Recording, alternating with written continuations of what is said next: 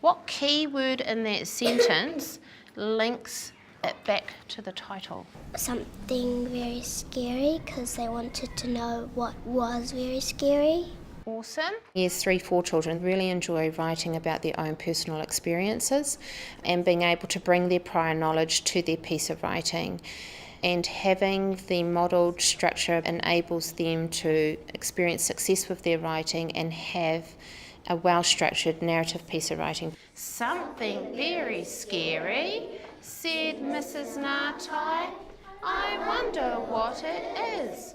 Something very scary was chosen because I felt it related well to this particular age group of students, to give them the structure of how we write our own narratives. What was the problem in the story? How did the characters respond to that problem? What did the characters do about the problem? What was the theme of that particular story? We then had a class discussion about a time when we've come across an experience of being scared or something that was very scary for us. Each one of these ideas that you have come up with can be turned into a problem for a story, and we're going to take the experience of being pinched on a toe by a crab as an idea that we're going to develop into a narrative, okay? One of the children told the story of going to the beach, minding her own business, frolicking in the waves, playing. Then all of a sudden she experienced a sharp pain on her toe and squealed and ran back, where her mum told her that she had been pinched by a crab, and they eventually went down to meet this little creature that had pinched her toe, and lots of discussions about the crab, what it is, where it lives, its environment, its habitat. I like that because it kind of leaves the reader to think, who pinched the toe and whose toe has been pinched? That's a good one. With the children, we put the title in the middle, Pinched Toe. It was then getting the children to think, okay, what was the problem? Then considering how did the character feel when their toe was pinched? What did they do about their pinched toe, and what was the outcome at the end?